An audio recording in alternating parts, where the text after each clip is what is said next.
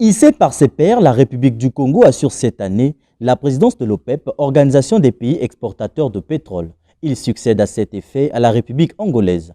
En marge des activités mensuelles de cette prestigieuse institution, Bruno Jean-Richard Ittois, ministre des Hydrocarbures, en sa qualité de président de la conférence de l'OPEP, a présidé une réunion spéciale ce 3 janvier 2022 par visioconférence. Les enjeux de cette dernière, l'élection du secrétaire général de cette nouvelle mandature et peaufiner les stratégies de gestion. Le Congo a officiellement pris la présidence de l'OPEP pour l'année 2022, avec comme vice-président la Guinée équatoriale. Et donc aujourd'hui, nous avions notre première réunion. C'était une réunion extraordinaire, une réunion spéciale, parce que nous avions à résoudre la question de la nomination du nouveau secrétaire général, dont le mandat arrive à terme le 1er août 2022, mais selon les procédures de l'OPEP, devions-nous y prendre suffisamment à temps. Un processus d'appel à candidature avait été lancé. Il se trouve qu'une seule candidature s'est dégagée et qu'il y a eu unanimité autour de cette candidature.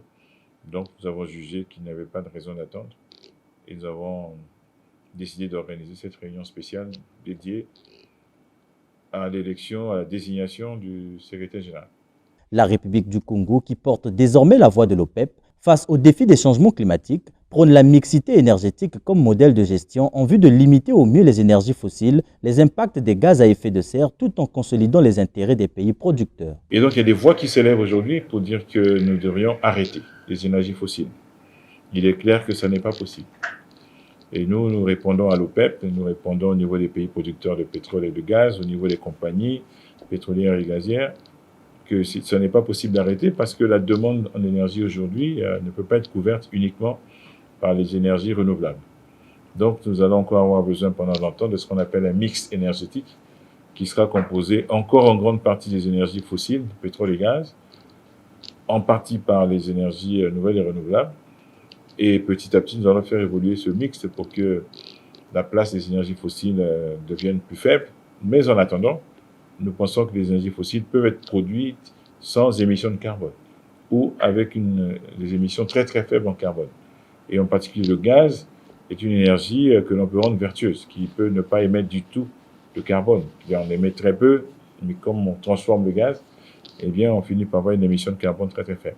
Et même pour le pétrole liquide qui produit beaucoup d'effets, beaucoup de carbone, on peut compenser, neutraliser ces émissions de carbone par beaucoup de techniques, notamment par la séquestration de carbone, par le biais d'activités qui séquestrent comme la forêt. C'est ainsi que chez nous, Total a lancé un projet de forêt de 40 000 hectares. Chaque présidence, chaque pays a sa spécificité. Et nous, le Congo, nous avons le bonheur d'avoir à la tête de notre pays le président Sassou Nguesso, qui est un fervent défenseur de l'environnement.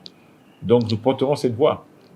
Nous, ici au Congo, nous sommes au cœur du bassin du Congo, nous avons des initiatives et notamment aujourd'hui, nous considérons que le gaz doit devenir un vrai nouveau challenge. Dans un marché pétrolier mondial concurrentiel, la désignation du Congo à la tête de cette organisation est une aubaine pour Bruno Jean-Richard Ittois de mettre sur orbite la destination Congo et par ricochet nouer les partenariats stratégiques dans l'industrie pétrolière avec d'autres États.